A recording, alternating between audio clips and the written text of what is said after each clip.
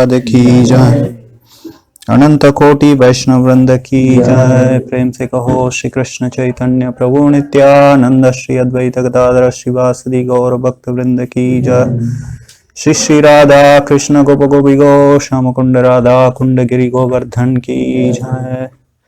संवेद भक्त वृंद की जय। ग्रंथराज श्रीमद् भागवतम की जय। श्री श्री गुरु गौरांग की जय। नमो विश्वपदाय कृष्ण प्रेष्ठाय भूतले श्रीमते भक्ति विकास स्वामी नामने। ओम नमो भगवते वासुदेवाय। ओम नमो भगवते वासुदेवाय। ओम नमो भगवते वासुदेवाय।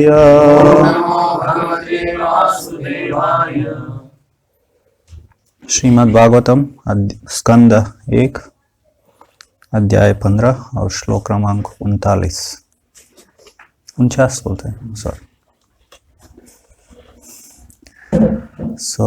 कृपया मेरे पीछे दोहराइए।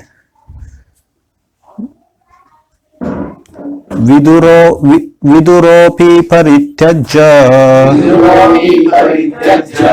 प्रभासे देहमात्मनः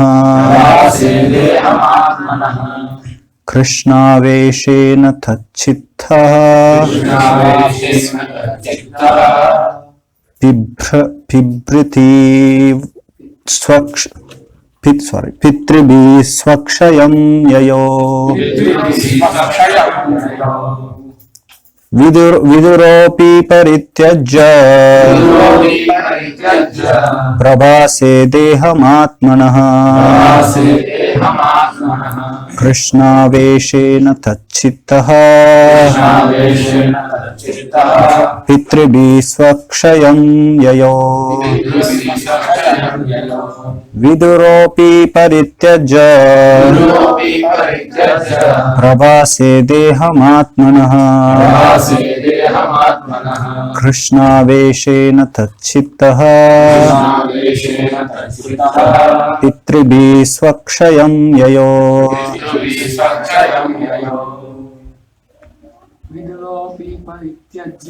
विदुरोऽपि परित्यज्य प्रभासे देहमात्मनः। Mataji is also recite.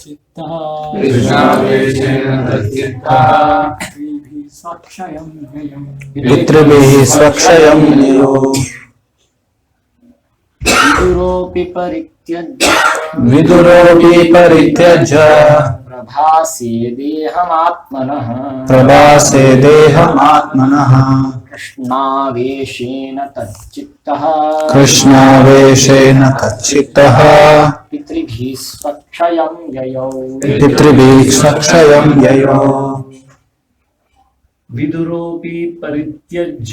विदुरोऽपि परित्यज्य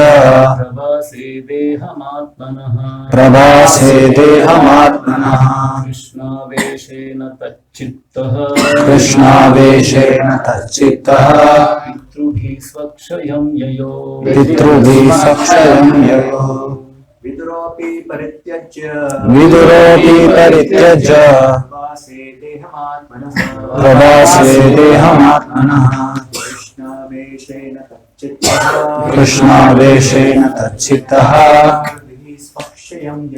पितृभिः स्वक्षयं ययो। विदुरोऽपि परित्यज्य प्रभासे देहमात्मनः कृष्णावेशेन तच्चित्तः पितृभिः स्वक्षयं ययो। शब्दार्थ दोहराइए। विदुरः विदुर महाराज युधिष्ठिर के चाचा। अपि भी परित्यज्य त्याग कर प्रभास नामक तीर्थ स्थल में देहमात्मनः अपना शरीर कृष्ण परमेश्वर आवेशेन उसी विचार में लीन होकर तत् उनका चित्तः विचार तथा कार्य पितृभिः पितृलोक के वासियों सहित स्वक्षयम अपने निजी दाम को ययो चला गए।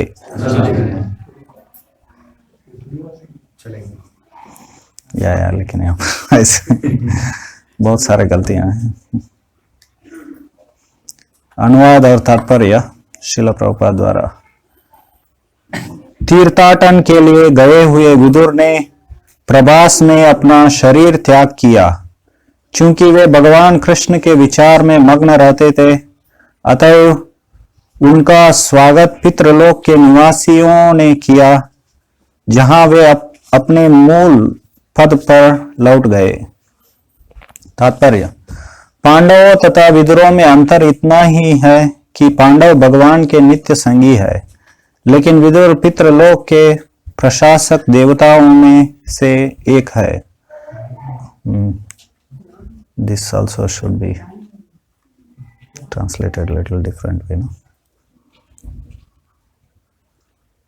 Among many demigods, he is the administrator of Pitraloka, but it says that among many demigods who are administrating Pitraloka. इससे बहुत सारे गलती। यमराज के रूप में जाने जाते हैं।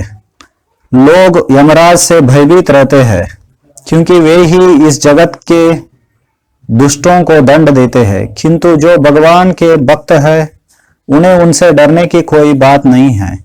वे भक्तों के सुहृद मित्र है, किंतु अभक्तों के लिए साक्षात भय है।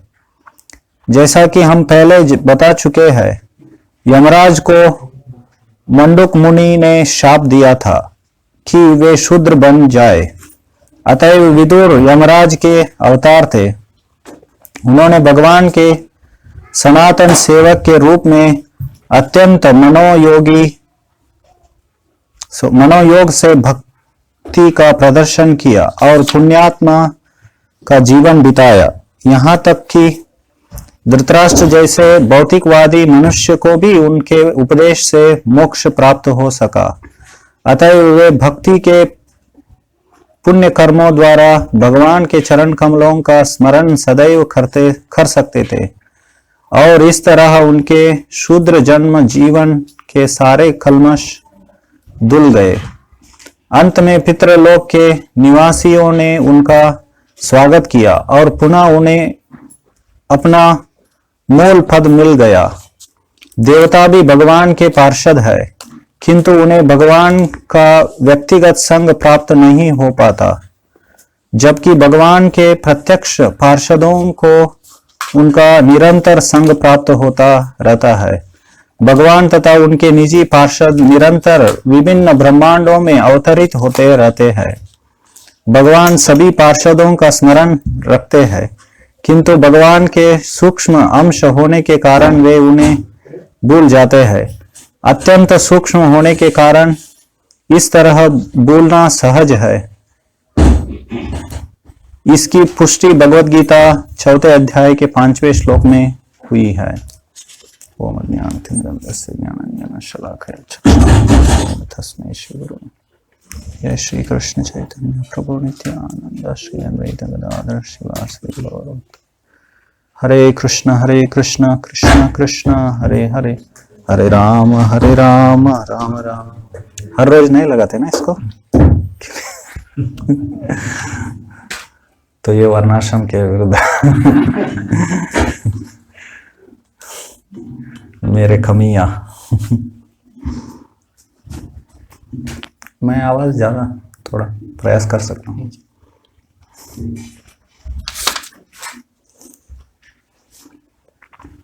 विदुरोपि परित्यज्य प्रभासे देहमात्मनः कृष्णावेशेन तच्चित्तः पितृभिः स्वक्षयं ययो। तो यहाँ पर विदुर के अपने जो कार्य क्षेत्र है पितृलोक, वहां फिर से वापस जाने के बारे में वर्णन आ रहा है। तो इसके पहले के श्लोकों में देखेंगे तो वो कैसे पांडव, आगे भी वर्णन आएगा, द्रौपदी वगैरह, वो लोग भगवान के धाम वापस चले गए, उसके बारे में वर्णन आ रहा है। तो भागवत में ऐसे बहुत सारे भक्तों के बारे में वर्णन आए जो भगवान के धाम वापस चले गए, ताकि हम लोग भी उनसे सीख के हम लोग भी भगवान के पास वापस चले जाए। तो यहाँ पर विदुर भगवान के पास नहीं गए, क्योंकि वो पितृलोक चले गए, क्योंकि वो उनका कार्य क्षेत्र था, मतलब भगवान के प्रति उनका सेवा है वो। तो वो यमराज है। तो तात्पर्य के आरंभ में प्रभुपाद जी कहते हैं कैसे यमराज से सब लोग भयभीत रहते हैं। यमराज कौन है? मृत्यु के देवता है। तो सब लोग मृत्यु से डरते हैं। तो लेकिन भक्तों को डरने की कोई जरूरत नहीं है, ऐसे प्रभुपाद जी यहाँ पर बता रहे हैं, क्योंकि भगवान जिनको रक्षा करते हैं उनको किसी से डरने की कोई जरूरत नहीं है। तो उपनिषदों में ऐसे बताया गया, भगवान के डर से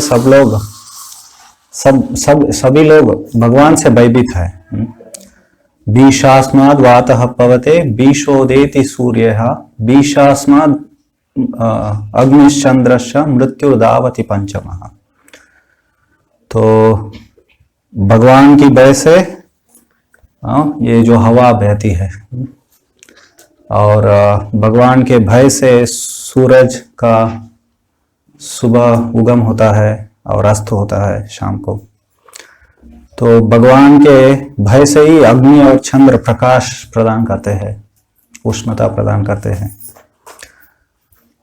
तो और भगवान के भय से ही मृत्यु क्या है, सबके पीछे पड़ा है। तो सब लोग मृत्यु से डरते हैं, लेकिन मृत्यु किससे डरता है?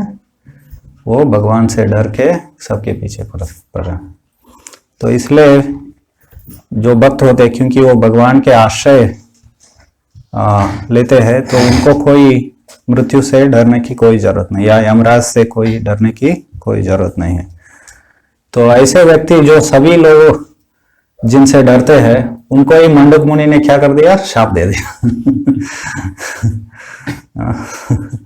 कितना डर निर्भय होंगे ना वो मंडक मुनि। तो पहले जमाने में ऋषि मुनि ब्राह्मण बहुत शक्तिशाली होते थे वो लोग। तो उनके अंदर वो ब्रह्म या योग शक्ति होता था। तो उन्होंने यमराज को ही आप शूद्र बन जाओ, ऐसे उनको सो शाप दे दिया उन्होंने। तो वो विदुर बन गए। विदुर शूद्र कैसे थे वो? क्योंकि तो पहले जमाने में कोई राजकुमारी का विवाह होता है तो उनके साथ उनके पिताजी कुछ स्त्रियों को, उनके सहपाठियों को भेज देते। तो और कभी कभी उनके भी बच्चे होते हैं। तो ऐसे ही विदुर एक दासी पुत्र, उनको दासी पुत्र कहते हैं। सो दासी पुत्र बन के आ गए। तो यमराज है लेकिन दासी पुत्र बनकर आ गए। लेकिन वो सामान्य व्यक्ति नहीं थे, क्योंकि यमराज भी भगवान के शुद्ध भक्त है, और हम जानते हैं कि वो भी एक महाजन है। तो उन्होंने स्वयं बताया था ना यमराज ने कि तो स्वयंभू नारद शंभु कुमारो कपिलो मनु प्रहलादो भीष्मो जनको बलिर्वयासकीर वयम। तो स्वयंभू मतलब ब्रह्मा जी, नारद, शंभु शिव जी, कुमार कपिल मनु, प्रहलाद, भीष्म, जनक, बलि महाराज, वयासकी मतलब जो वेद व्यास के पुत्र शुकदेव गोस्वामी, वयम हम भी ऐसे बोलते हैं। तो ऐसे महाजन है और भगवान के शुद्ध भक्त थे वो। तो फिर भी उनको दासी के पुत्र बनकर आना पड़ा। तो यहाँ पर श्रील प्रभुपाद जी कहते हैं, तो वो शुद्ध भक्त है लेकिन बाह्य तौर पर वो एक शूद्र थे। तो सामान्यतः शूद्र का जन्म क्या होता है? तो धार्मिक दृष्टिकोण से, आध्यात्मिक दृष्टिकोण से क्या है? बहुत नीचे रहता है। तो ऊंचे वर्ग क्या है? उनको आर्य बताते हैं या बहुत प्रगतिशील बताते हैं, जाना माना जाता है। तो या प्रगतिशील होना चाहिए वो लोग। तो लेकिन फिर भी वो क्योंकि भगवान के भक्ति करने के कारण तो वो बहुत ही श्रेष्ठ, यहाँ पर प्रभुपाद जी कहते हैं धृतराष्ट्र जैसे भौतिकवादी भी उनके संग से मुक्त हो गए, ऐसे श्रील प्रभुपाद कहते हैं। तो कोई ऐसा हो सकता है कि कोई शूद्र जन्म लिया हो, शूद्र परिवार में जन्म लिया हो, लेकिन वो आध्यात्मिक दृष्टिकोण से सर्वश्रेष्ठ हो सकते हैं। तो प्रभुपाद जी वो कथा छोटा कथा बताते थे ना, वो ब्राह्मण और चमार का। तो एक बार ऐसे हो गया, नारद मुनि जा रहे थे, तो वो एक ब्राह्मण से मिले। तो ब्राह्मण उनको पूछे उन्होंने, आप कहाँ जा रहे हैं? तो नारद मुनि बोल रहे, मैं वैकुंठ जा रहा हूँ, नारायण से, भगवान नारायण से मिलने के लिए। तो फिर ब्राह्मण ने उनसे विनंती किया कि आप जब जाते हैं तो आप पूछ ले, मेरे बारे में थोड़ा आप पूछ लीजिए, तो कब मेरा मुक्ति होगा, कब मैं फिर से भगवत धाम वापस जाऊंगा करके। तो नारद जी ने कहा कि ठीक है, मैं करता हूँ, ऐसे पूछता हूँ उनसे। तो फिर नारद जी आगे गए और वहां पर एक चमार से मिले। तो चमार ने भी उनसे पूछा ऐसे, आप कहाँ जा रहे हैं? तो जब उन्होंने बताया कि मैं वैकुंठ जा रहा हूँ, भगवान नारायण से मिलने जा रहा हूँ, तो चमार ने भी ऐसे पूछा, मेरे बारे में भी आप पूछिए कि मेरा मुक्ति कब होगा करके, फिर से मैं भगवत धाम कब लौटूंगा। तो जब नारद जी वहां पर गए तो नारायण जी से उन्होंने पूछा दोनों के बारे में। तो भगवान नारायण क्या बोले? और वो बोलते हैं कि ब्राह्मण को कई जन्म लगेगा, लेकिन ये शूद्र चमार जो है वो बहुत इस जीवन के अंत में वापस मेरे पास आ जाएगा, ऐसे बोलते हैं। तो नारद जी को आश्चर्य होगा, ऐसे कैसे हो सकता है? तो ब्राह्मण है तो वो आध्यात्मिक दृष्टि, धार्मिक दृष्टिकोण से, आध्यात्मिक दृष्टिकोण से बड़ा छड़ा होना चाहिए। तो ऐसे कैसे कि वो बहुत, उनको कई जन्म लग जाएंगे और चमार इसी जीवन के अंत में आपके पास आएंगे। तो भगवान नारायण ने कहा, आपको समझ में आ जाएगा इसके बारे में, आप जाके उनको बोलो। जब वो पूछते हैं कि भगवान नारायण क्या कर रहे थे, तो आप बोलो कि वो सुई, क्या बोलते हैं, सुई के मणि, नोक में, छेद में गुजराती और हिंदी छेद में क्या कर रहे हैं? वो हाथी को डाल रहे हैं, ऐसे बोलिए। तो फिर तो नारद मुनि गए वो, तो फिर ब्राह्मण से मिले। ब्राह्मण ने पूछा कि आप मिले भगवान नारायण से? हाँ मैं मिला।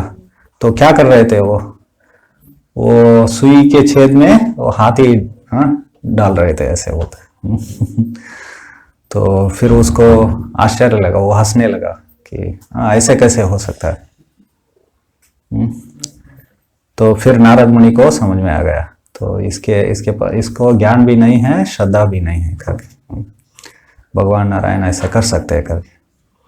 तो फिर आगे जाके और उनको बताया कि आपको कई जन्म लग जाएंगे ऐसे करके। तो फिर आगे जाके चमार के पास गए। तो चमार ने भी पूछा, आप मिले भगवान नारायण से? हाँ मैं मिला। तो क्या कर रहे थे? वो सुई के छेद में हाथी डाल रहे थे तो फिर चमार को बहुत हर्षित हुआ, बहुत प्रसन्न हुए। तो फिर नारद मुनि उनको पूछे कि ऐसे कैसे तुम मानते हो कि भगवान ऐसे कर सकते हैं? भगवान ऐसे कर सकते हैं ना? क्यों कर सकते हैं भगवान ऐसे, बताइए। भगवान वो भगवान में ऐसे क्या है कि वो ऐसे कर सकते हैं?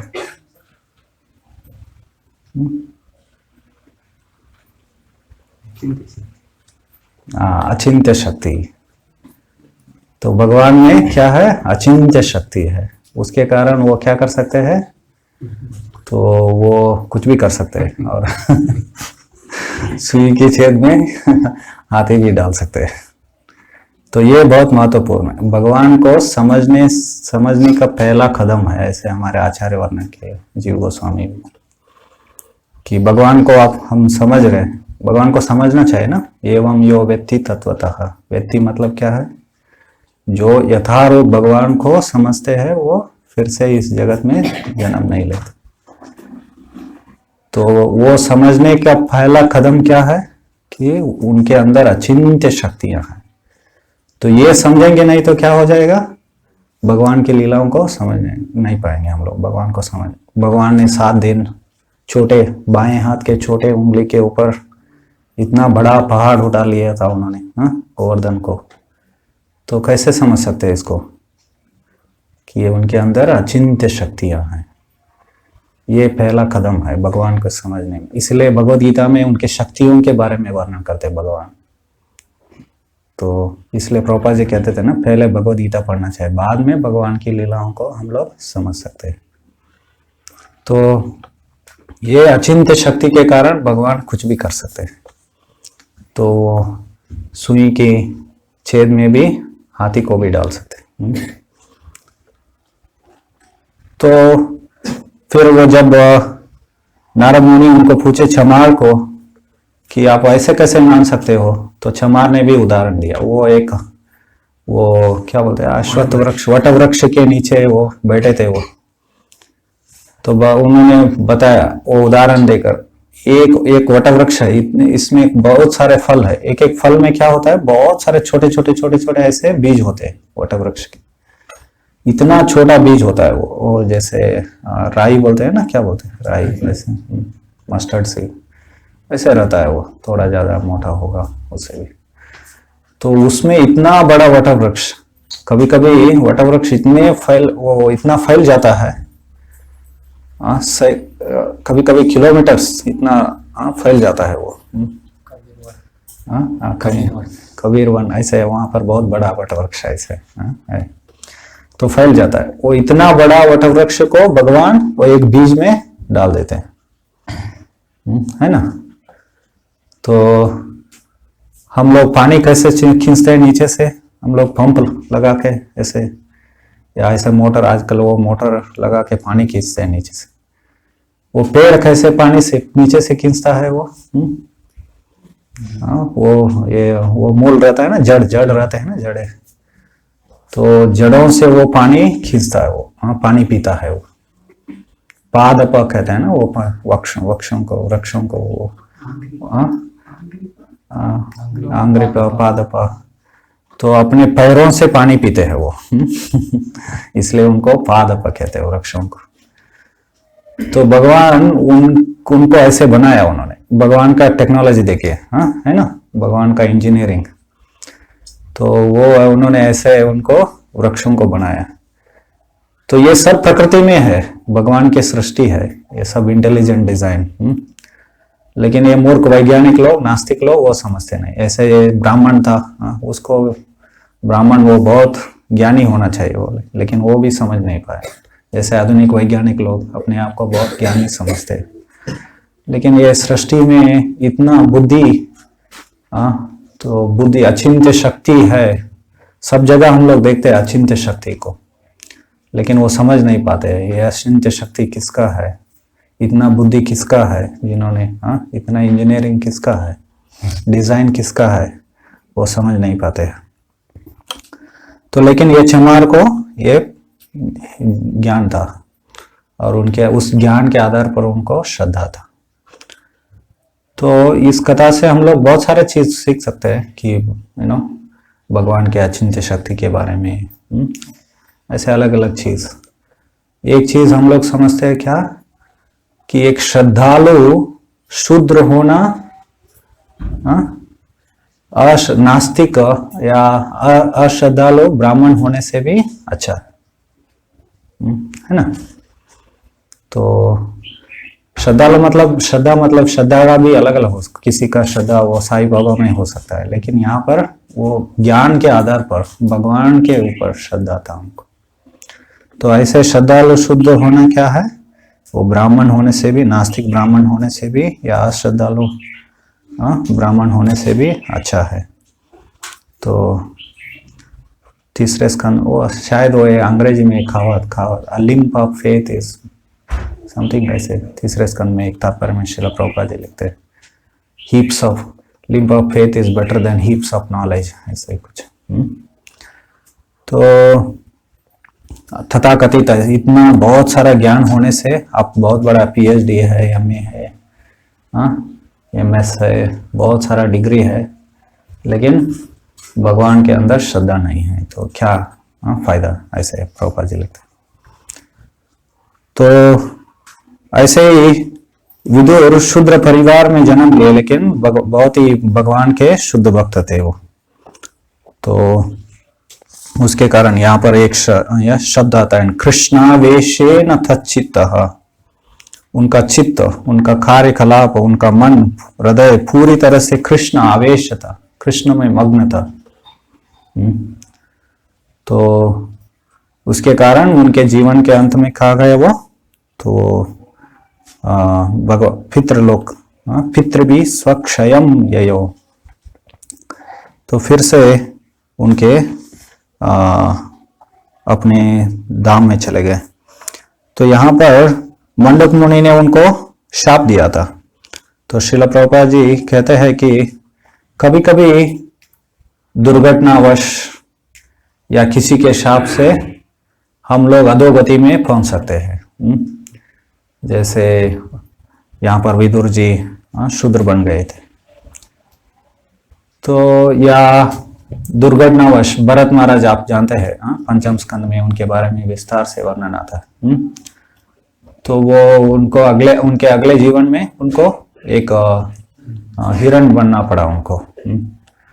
तो वो बहुत ही बड़े चढ़े हुए थे, भक्ति के उन्नत स्तर में पहुंच गए थे, लेकिन फिर भी दुर्घटना से वो क्या हो गए, वो अगले जीवन उनको वो एक हिरण से आसक्त हो गए। तो फिर उसको स्मरण करते करते उन्होंने देह त्याग दिया। तो यहाँ पर पिछले श्लोकों में हम लोग देखते हैं कि पांडव, और इस श्लोक में भी कृष्णावेशेन चित्तः, क्योंकि ये लोग हमेशा भगवान कृष्ण में मग्न थे, हमेशा भगवान के स्मरण में लगे थे। इसके कारण अंत में वो भगवान के पास चले गए। लेकिन तो वो अंत काले च मामेव स्मरण मुक्त्वा कलेवरम य प्रयाति समद्भावम नाति यास्त्यत्र संशयः। तो जो अंत काल में मुझे स्मरण करके अपने देह को त्यागते हैं, तो वो लोग मेरे पास वापस आ जाते हैं निश्चय, इसमें कोई संशय नहीं है करके। तो इसलिए हमें भगवान को स्मरण करना चाहिए। अंत काल में स्मरण करने के लिए आजीवन हमें क्या करना चाहिए, भगवान को स्मरण करना चाहिए। और स्मरण से पहले क्या है, श्रवण और कीर्तन आता है। तो जैसे हम लोग हर रोज श्रीमद् भागवतम से श्रवण करते हैं और कीर्तन करते हैं सुबह शाम, ऐसे कृषि समुदायों में ये अवसर प्राप्त होता है भक्तों के लिए। बाहर मंदिरों में ऐसे नहीं होता है ना। तो कभी कभी कोई मंदिरों में क्लास ही नहीं होता। कोई मंदिर बहुत पुराने भी है, 30-40 साल से भी है, वहाँ पर क्लास भी नहीं होता। तो ये अवसर है हम सभी लोगों को यहाँ पर बहुत ही विशेष। तो ऐसे भगवान के बारे में श्रवण कीर्तन करने से हमारा स्मरण भी हो जाएगा, विशेष करके मृत्यु के समय पर। तो मंडक मुनि ने उनको शाप दिया था, तो उनका शाप के कारण वो शूद्र बन गए थे।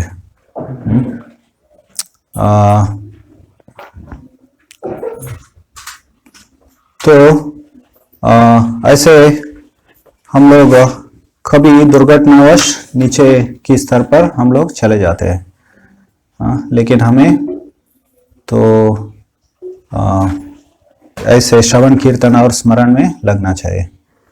तो ऐसे ये कृष्णावेशित चित्तः, तो वो भगवान के हमेशा भगवान के स्मरण में मग्न रहते थे।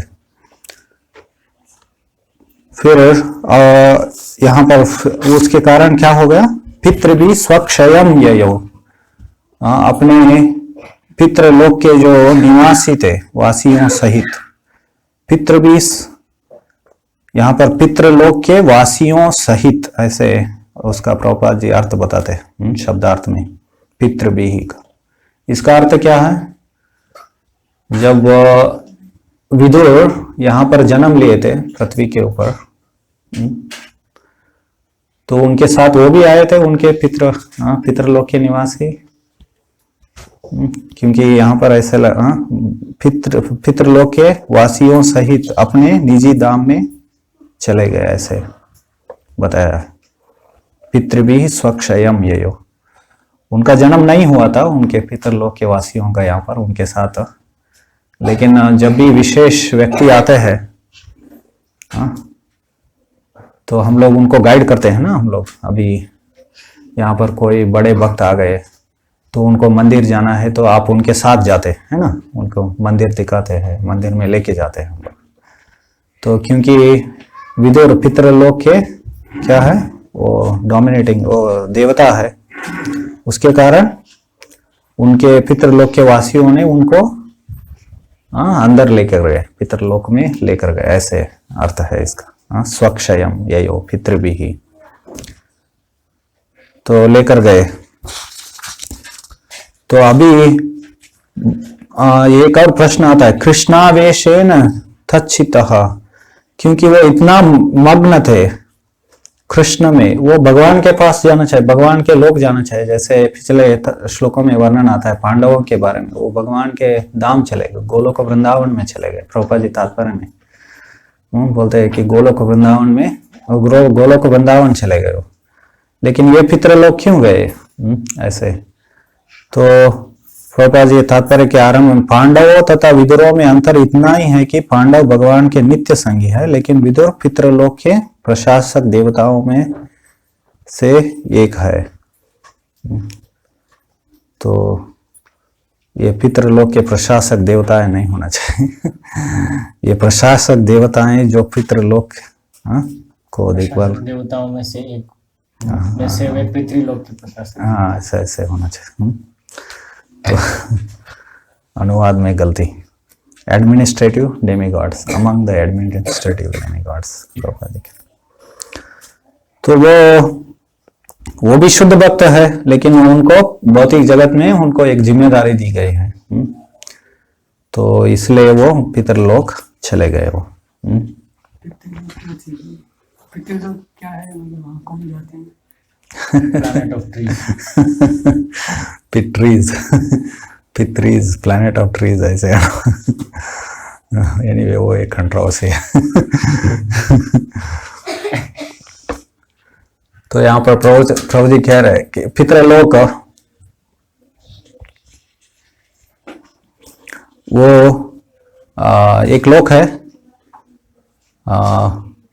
यही वो थोड़ा धरातल, ये हमारा जो पृथ्वी है थोड़ा ऊपर है, यहीं पर है वो। जो पुण्य जीव है वहां पर जाते हैं। तो पृथ्वी के ऊपर जो स्वर्ग में जो पुण्य करते हैं वो ऐसे इस लोक में चले जाते हैं। और ये हम लोग श्राद्ध सेरेमनी करते हैं ना, पिंडदान करते हैं, तो वो लोग भी वहाँ यहाँ पर जाते हैं। तो नहीं तो उनको नीचे लोकों में, विशेष करके नरक लोक में जाना पड़ता है। तो यहाँ पर यमराज अपने साथियों के साथ रहते हैं। तो कभी कभी ऐसा भी बताया गया है, जो पिंडदान नहीं करते हैं तो वो लोग हमारे पूर्वज जो है वो यमदूत बन जाते हैं, और यमदूत बन के हमें लेके जाने के लिए आ जाते हैं। इसलिए वो जरूरी है उसको करना, लेकिन भक्तों के लिए आवश्यक है। भक्तों के लिए हम लोग वैष्णव पद्धति से हम लोग करते हैं, भक्तों को बुलाकर प्रसाद देना, यानी वो पितृलोक है। और वो वहां पर गए, वो अपने साथियों उन्होंने उनको लेकर गए। तो यहाँ पर ये अंतर बता रहे पांडव और विदुरों के बीच में कि श्रील प्रभुपाद कि पांडव क्या थे, नित्य पार्षद थे भगवान के, और विदुर एक देवता है, लेकिन वो फिर भी शुद्ध भक्त है, महाजन है। हम लोग चर्चा कर चुके हैं उसके बारे में। तो भगवान जब प्रकट हो जाते हैं तो अभी वो भी प्रश्न आता है, क्यों महाजन होने के बाद भी उनको शाप दिया गया, और शाप के कारण वो क्या बन गए, एक शूद्र बन गए। तो ऐसे वो भी प्रश्न आ जाता है, महाजन को क्यों शाप लगना चाहिए, या वो क्यों स्वीकार करना चाहिए। वो मंडूक मुनि को भी, उनको भी वो फिर से वो शाप दे सकते थे। तो लेकिन भगवान की लीलाओं में भाग लेने के लिए उनको एक अवसर था, इसलिए वो भी विदुर बनकर भगवान की लीलाओं में प्रकट हो गए। तो भगवान की ओर से वो विशेष उनका कार्य क्या रहा, धृतराष्ट्र को क्या करना, समझाना, एक ज्ञान प्रदान करना, उनको वो विशेष कार्य था। तो महाभारत में वो विदुर नीति करके बहुत प्रसिद्ध है वो। तो उनको ज्ञान प्रदान करना, बार बार उनको समझाते थे, लेकिन इतना समझने के बाद भी धृतराष्ट्र क्या हुआ, बहुत सारे लोगों ने उनको ज्ञान दिया, विदुर ने ज्ञान दिया, स्वयं व्यासदेव ने ज्ञान दिया, अक्रूर भी आए थे ना बीच में, तो उन्होंने ज्ञान दिया, भगवान कृष्ण ने ज्ञान दिया। ये ज्ञान वो समझता था, लेकिन फिर भी वो अपने पुत्र के प्रति आसक्त, वो आसक्ति के कारण वो बोलता था मैं क्या करूं, ऐसे बोलता था। तो फिर भी अंत में विदुर क्या हो गए, यशस्वी हो गए। पहले अध्याय, ये पहले स्कंद में ही उनको इसके पहले चर्चा, वो उसके बारे में वर्णन आया है ना, आप लोगों ने चर्चा किया होगा। तो ये तात्पर्य में तो श्रील प्रभुपाद जी कहते हैं कि आजकल भी हर घर में क्या है बहुत सारे धृतराष्ट्र हैं। तो हमें बहुत सारे विदुर चाहिए उनको प्रचार करने के लिए, ताकि वो भी घर त्याग करके चले जाए कर। तो ऐसे उनका विशेष योगदान। तो उन्होंने धृतराष्ट्र को मुक्त किया, ज्ञान प्रदान किया। तो उनको एक अवसर मिला भगवान की लीलाओं में भाग लेने के लिए, भगवान के मिशन में कार्य करने के लिए। तो इसलिए वो प्रकट हो गए। तो प्रभुपाद जी तात्पर्य के अंत में कहते हैं, भगवान जब आते हैं तो उनके पार्षद और उनके तो ये सभी देवी देवता भी क्या है, वो बार बार आ जाते हैं उनके साथ। लेकिन हालांकि वो लोग उसको याद नहीं रखते हैं, लेकिन भगवान को वो याद रहता है। तो अर्जुन जब चौथे अध्याय, भगवद गीता के चौथे अध्याय के आरंभ में जब भगवान कृष्ण बताए, मैं पहले ये सूर्य देव विवस्वान को ज्ञान, भगवद गीता का ज्ञान प्रदान किए थे। तो तब अर्जुन वो पूछते, आप तो मेरे साथ ही आपका जन्म हो गया। तो उनको दोनों समान आयु थे, अर्जुन और कृष्ण समान आयु के थे। दोनों का जन्म, जब अर्जुन का जन्म हुआ कुंती के गर्भ से, उसी समय देवकी के गर्भ से भगवान कृष्ण का भी जन्म हुआ था। तो दोनों सम आयु के थे। तो मैंने तो इस जीवन में देखा नहीं आप सूर्य देव को ये ज्ञान प्रदान करते हुए। तो तब भगवान कहते हैं कि तो मैं नहीं, आप भी थे उस समय जब बहुनी में व्यतीतानि जन्मानि तव चार्जुना था न हम वेद सर्वाणि न त्वं व्यथा परंतप। तो मैं ये सभी, मैं और आप क्या है, बहुत सारे जन्म लिए हैं। मैं वो सब कुछ जानता हूं, लेकिन आप नहीं जानते। तो जब भगवान पहला आधा श्लोक बोलते हैं ना, बहुनी में व्यतीतानि जन्मानि तव चार्जुना, मैं और आप बहुत बार जन्म ले चुके। ऐसा नहीं सोचना चाहिए कि भगवान एक साधारण जीव है और बार बार उनको भी जन्म मृत्यु के चक्र में गुजरना पड़ता है। इसलिए बाद में क्या बोलते हैं, मैं सब कुछ जानता हूं, उनको आप नहीं जानते। तो इसका अर्थ क्या है, भगवान कभी भी भ्रम में नहीं जाते हैं, मोह माया में नहीं जाते। उनको हमेशा अपनी स्थिति के बारे में याद रहता है, अपने पूर्व कार्यकलापों के लीलाओं के बारे में याद रहता है। जीव और भगवान के अंतर बीच में अंतर ये है। तो जब जीव, हालांकि अर्जुन भी मुक्त जीव थे, वो सामान्य व्यक्ति नहीं, वो भी जन्म मृत्यु चक्र में नहीं रहते, लेकिन हम सब लोग, क्योंकि हम लोग भूल जाते हैं अपने स्थिति को, इसके कारण हम लोग जन्म मृत्यु चक्र में हम लोग गिर जाते हैं। तो इसलिए भगवान और जीव के बीच में ये श्लोक है, वो अंतर बताता है। भगवान सब कुछ याद रखते हैं, अपनी स्थिति को कभी नहीं बोलते, अपने लीलाओं को, कार्यकलापों को हमेशा वो याद रखते। तो ये जीव और भगवान के बीच में अंतर। हरे कृष्ण कृष्ण कृष्ण हरे हरे, हरे राम राम राम। आपका कोई प्रश्न, टीका टिप्पणी? यमराज की पूरी संयमनी नगरी में बताई गई है, मतलब वो स्वर्गलोक में रहते हैं या पितृलोक में? यमराज के संयमनी जहाँ पे भगवान गए थे। हाँ, वो पितृलोक में उनका कैपिटल है वो संयमनी, या उनके जो महल है उसको भी संयमनी कहते हैं। और कुछ? जो है वो भक्त भगवान यमराज को भागा नहीं है, तो उनके जो दूत है भगवान के भक्त वो भक्त है ये। आप क्या कहते हैं? छठे स्कंद में इसके बारे में वर्णन आता है ना, वो झगड़ा करते हैं विष्णु दूत और यमदूत के बीच में वाद विवाद होता है। फिर वो यमदूत के पास जाते हैं और पूछते हैं, हम लोगों ने सोचा था आप ही सर्वोच्च है करके, आपके भी आगे ऊपर कोई और है, आज ही पहली बार हमें पता चला। इससे हम समझ सकते हैं कि उनको भगवान के बारे में ज्ञान नहीं है उनको, लेकिन उन्होंने सुन लिया, यमराज जी से उन्होंने सुना, एक अप्रत्यक्ष रूप से वो भी भगवान के भक्त है, क्योंकि उनके भक्त का सेवा कर रहे हैं। तो बाद में उनको ज्ञान भी प्रदान किया यमराज जी ने, हम भगवान के बारे में, भगवान के नाम की महिमा के बारे में।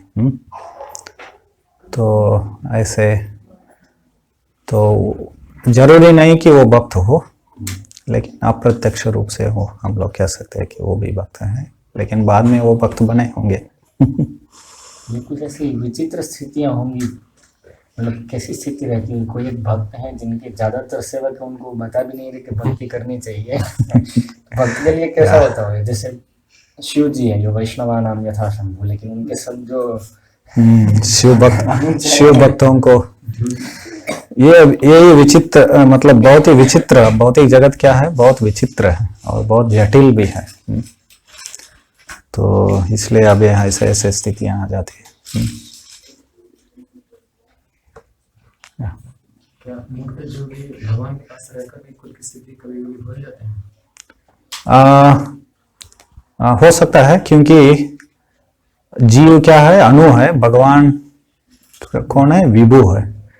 तो विभु मतलब उनका स्मृति भी क्या है, महान है। और जीव अणु होने के कारण उनका स्मृति शक्ति क्या है, वो छोटा होता है। अंत तो जीव भगवान तो नहीं बन सकता है ना, तो उनके स्मरण शक्ति के जो गुण है उसमें भी क्या है, कम होना चाहिए। तो जब भगवान रूप गोस्वामी वर्णन करते हैं जीवों के गुणों के बारे में और भगवान के गुणों के बारे में, जीवों में भी भगवान के जैसे जो 50 जो गुण है वो भी रहते हैं जीवों में, लेकिन वो वर्णन करते हैं बिंदु बिंदु समा, ऐसे कहते हैं, एक ड्रॉप उतना ही रहता है। वो 50 गुण जो भगवान के गुण है वो जीवों में भी रहते हैं 50 गुण, लेकिन जैसे उदाहरण तौर पर बिंदु बिंदु समा मतलब क्या है, भगवान समुद्र है और उसमें एक बूंद पानी, एक दृष्टिकोण से तुलना भी नहीं कर सकते हम लोग दोनों को, लेकिन कुछ हम लोगों को आइडिया देने के लिए ऐसे वहां पर वो कहते हैं कि एक बूंद समान। वैसे स्मरण की जो गुण है भगवान का वो विशाल रहता है, जीवों का क्या है, कम रहता है, इसलिए उनको हम लोग विस्मृति में आ सकते हैं हम लोग। तो सामान्यतः जो मुक्त जीव है वो बोलते नहीं है, लेकिन जरूरी नहीं कि उनको सब कुछ याद रहना चाहिए, उनके पिछले कार्यकलाप करोड़ों करोड़ों सालों का। मतलब अपनी स्थिति को नहीं बोलते, मतलब वो कि मैं भगवान के दास हूं, भगवान के, हाँ, तो वही बद्ध जीव और मुक्त जीव के अंतर है। बद्ध जीव भूल जाता है, लेकिन जरूरी नहीं कि सब कुछ भगवान के बारे में उनको याद रहे। ब्रह्मा के दिन के समय में जो कल्प है, तो 7वां मनवंतर में 28वां चतुर्युग में भगवान आते हैं, तो महाभारत के लीला में ही आते हैं। मतलब महाभारत हो रहा होगा हर एक दिन में, तो विदुर भी आते होंगे, ऐसा सिमिलर लीला होते होंगे। जरूरी नहीं है कि वही जीव आए, तो क्योंकि वो पद जो है, यमराज जी का पद जो है वो बदल जाता है, वो अलग अलग जीव उसमें भाग लेते हैं, तो दूसरे कोई आ सकता है। लेकिन सामान्यतः थोड़ा अंतर रहेगा लीलाओं में, क्योंकि आप पुराणों में देखेंगे तो एक ही लीला, समुद्र मंथन का लीला देखेंगे तो रामायण में अलग आएगा वर्णन, भागवत में थोड़ा अलग आएगा। वही होता है, थोड़ा अंतर होता है। वैसे ही जीव भी अलग अलग होते हैं। कुछ जैसे नित्य पार्षद जो है, वो उनका स्थान क्या है, वो शाश्वत है। जो 5 पांडव जो है भगवान के, जो पांडव तथा विदुर अंतर यही है, पांडव भगवान के नित्य संगी है। कुंती वही है, राधा रानी भी वही है, दूसरा राधा रानी नहीं बन सकते। देवकी वसुदेव, कुछ स्थान जो है वो क्या है, वो शाश्वत है, वो बदलते नहीं है। लेकिन ये भौतिक जगत में जो पद है वो बदलते हैं, तो उसमें जीव अलग अलग हो सकते हैं। तो अगले बार जब भगवान प्रकट हो जाएंगे, जो विदुर आएंगे वो अलग हो सकते हैं जीव। ठीक है। ये महाजन भी, ये जैसे 12 महाजन हो गए हमारा जी का, और बदल जाएगा उनका भी, महाजन भी फिर दूसरे 12 महाजन वही कहेंगे। मतलब फिर हो सकता है कि यमराज महाजन नहीं हो दूसरे समय। हाँ, ऐसा भी हो सकता है, ऐसा भी हो सकता है, क्योंकि अगली बार कोई इंद्र महाजन हो सकते हैं। वो बोलेंगे अपने इंद्र के सेवकों को, मैं भी एक महाजन हूँ। सभी ब्रह्मा जी अभी भक्त हैं, हर बार भक्ति में होते हैं। श्रीमद् भागवतम में जो भी वृत्तांत पूरा इसी कल्प के बारे में ज्यादा अलग अलग भी है। जैसे वो वरह, 2 वरह भगवान के बारे में वर्णन आता है, एक श्वेत वरह और रक्त वरह। तो वो दूसरे मनवंतर में आए थे ना शायद, दूसरे मनवंतर, एक ही कल्प में लेकिन दूसरे मनवंतर। वराह का तो कल्प अंतर हुआ, क्योंकि ये कल्प को श्वेत वराह कल्प। हाँ, या ऐसे दूसरे कल्प में, वो एक उदाहरण है भागवतम में। ऐसे बहुत सारे हैं, इसलिए वो इतिहास यूनिवर्सल है वो, और उसका क्या है, इस स्कोप बोलते हैं ना अंग्रेजी में, उसका दायरा, उसका स्कोप बहुत ही बड़ा है। भागवतम का इतिहास, ऐतिहासिक स्कोप। आधुनिक इतिहास क्या है, 3005 साल, अभी थोड़ा पीछे चले गए, 6000 साल तक गए हैं। वो मायन सिविलाइजेशन, मेसोपोटामियन सिविलाइजेशन, वो सब थोड़ा अभी इजिप्टियन सिविलाइजेशन, उससे पहले सिर्फ 3500 साल का इतिहास। भारत के इतिहास कहाँ से शुरू होता है, 3500 साल। क्यों? क्योंकि बाइबल में ऐसे बताया गया कि भगवान ने 6000 साल पूर्व भगवान ने 7 दिन में सृष्टि किया, 7वें दिन में मनुष्य को सृष्टि किया। तो पूरा इतिहास 6000 में फिट करना चाहिए ना, इसलिए भारत के इतिहास उन्होंने ऐसा लिख दिया। अभी थोड़ा संशोधन करके करके थोड़ा बहुत पीछे गए हैं, लेकिन शाश्वत काल में इतना सारे घटनाएं हुए हैं, उसके बारे में उनको जानकारी नहीं है। लेकिन वेद पुराणों में और ऐतिहासिक शास्त्र, महाभारत, रामायण में इन सभी चीजों का वर्णन हुआ है। अलग अलग कल्पों में अलग अलग ये लोग 3500 साल का अथवा 6000 साल के इतिहास के बारे में चर्चा कर रहे हैं, यहाँ पर हम लोग कल्पों के बारे में चर्चा कर रहे हैं। ये जो वर्ड है मिथोलॉजी, ये आने के पीछे में जो कुछ ऐसे कारण रहा होगा, जैसे पाश्चात्य देशों में भी कुछ प्रकार के जैसे देवताओं की कल्पना है, तो कुछ चाइनीज देवता अलग अलग, तो इसके पीछे तो हमारे जो वैदिक संस्कृति जो इतना सुदृढ़ रही, उसमें मतलब सब सिस्टमेटिक नॉलेज पास तक होता था, फिर भी मतलब ये मिथोलॉजी शब्द एक्सेप्टेड हो गए। आपका ब्रिटिश का एक कंट्रीब्यूशन था, लेकिन फिर भी कुछ एनी अदर फैक्टर मेन चीज क्या है, संस्कृत का अध्ययन कम बंद कर दिया स्कूलों, गुरुकुल में, स्कूलों। जब अंग्रेज लोग आ गए तो जब संस्कृत का अध्ययन खत्म हो गया तो संस्कृत जो ग्रंथ है उनका अध्ययन कम हो गया। तो उसके कारण जो भी अंग्रेजी से जाता है वही स्वीकृत हो गया। तो अंग्रेजी इंग्लिश मीडियम आजकल भी बहुत प्रचलित है ना, इंग्लिश मीडियम, वो सभी सरकारी जो स्कूल है कोई पढ़ता नहीं है उसमें, तो सब लोग इंग्लिश मीडियम में डालते हैं, हाँ, अंग्रेजी माया। तो इसके कारण जो भी वहां पर उस अंग्रेजी ग्रंथों में जो ज्ञान है वही सर्वोच्च है। लेकिन आप भौतिक दृष्टिकोण से भी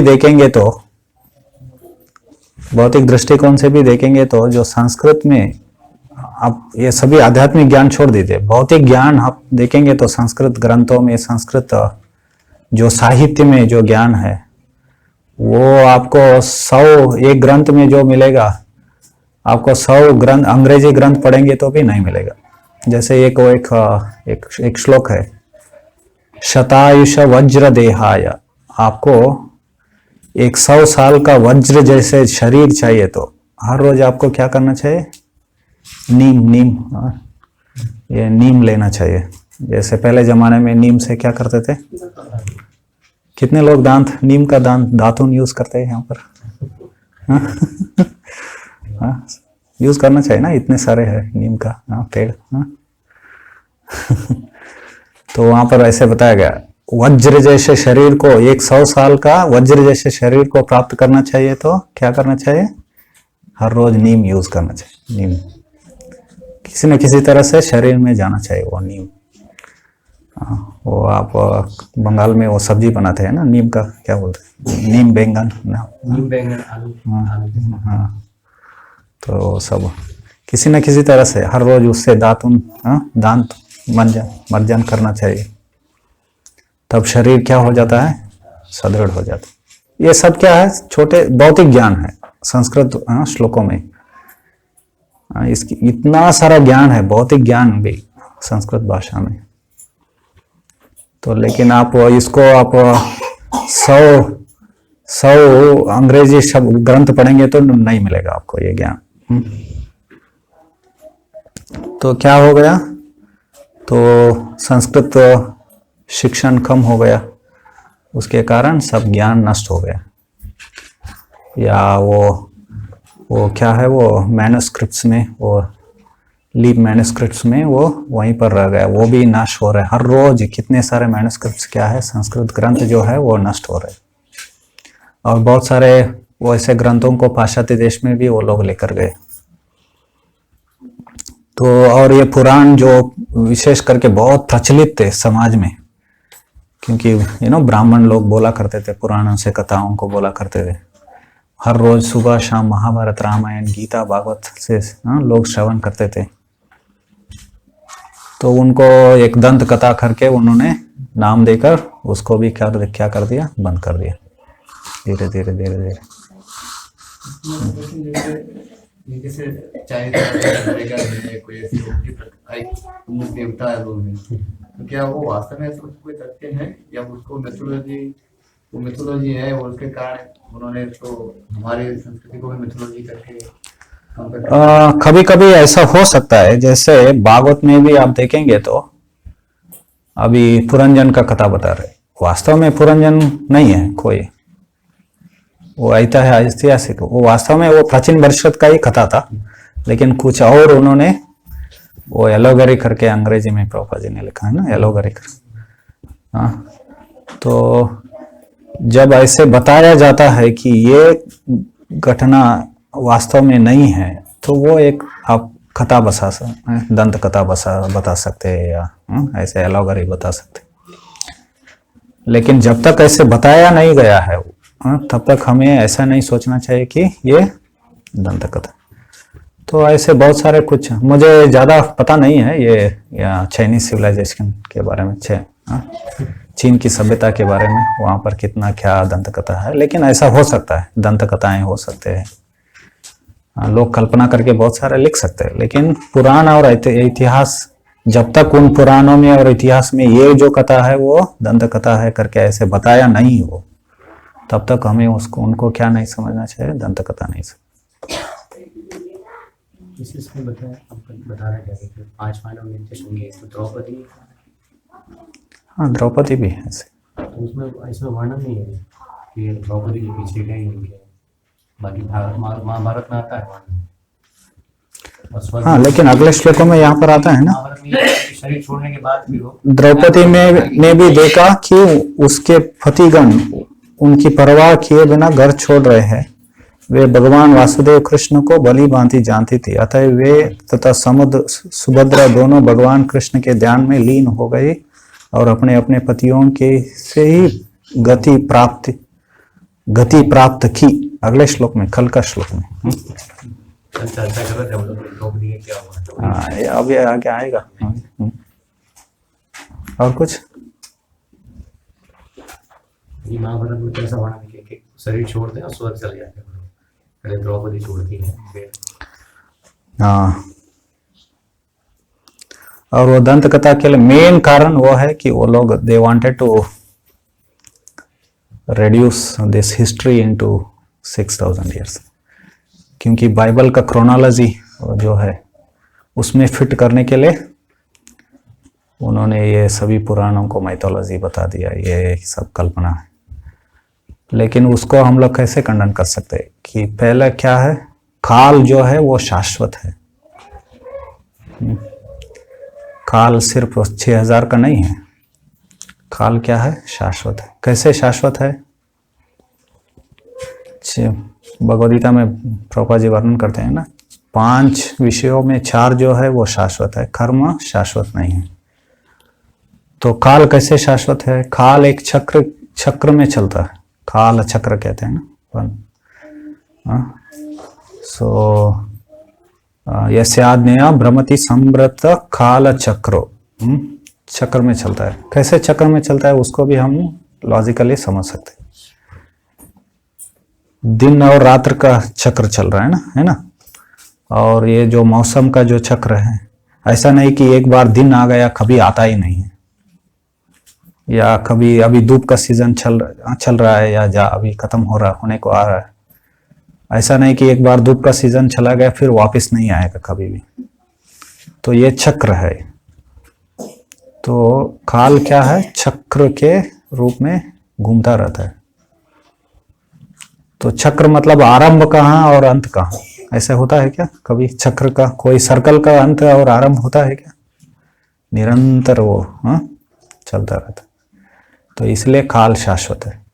तो काल शाश्वत है तो ये शाश्वत काल का इतिहास कहाँ गया? सब बाइबल की गुफा में चला गया। बाइबल में डूब के मर गया।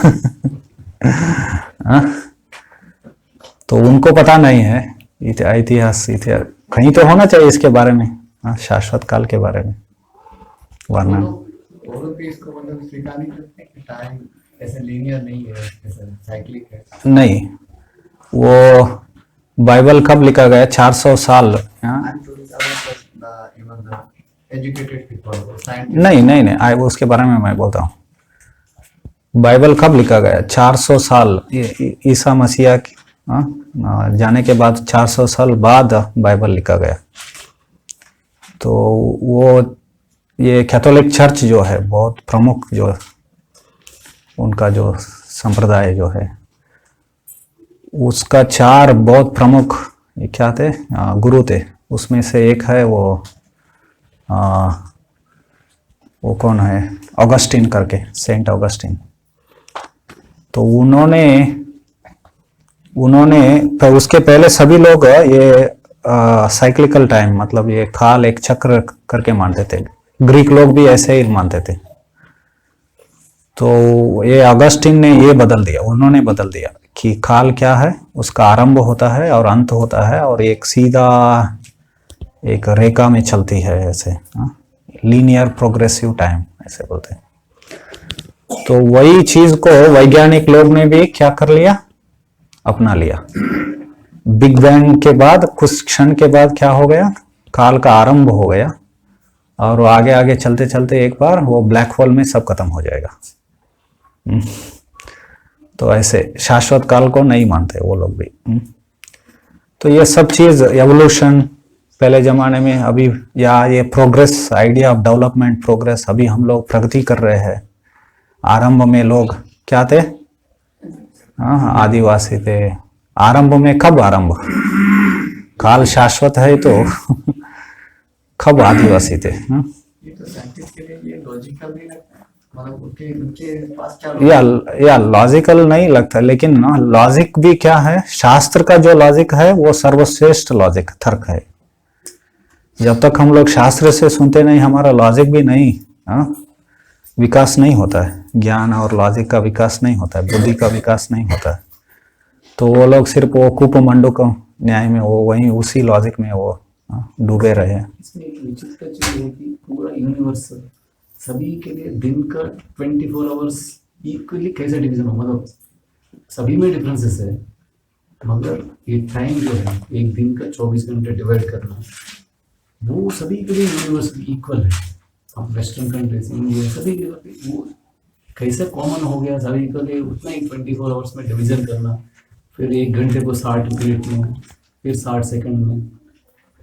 ये विचित्र बात है, सभी के लिए कॉमन होना। नहीं, उसमें भी थोड़ा अंतर हो सकता है, पर इंडिया के इसमें तो क्षण है, इसलिए ना वो लीप ईयर आ जाता है।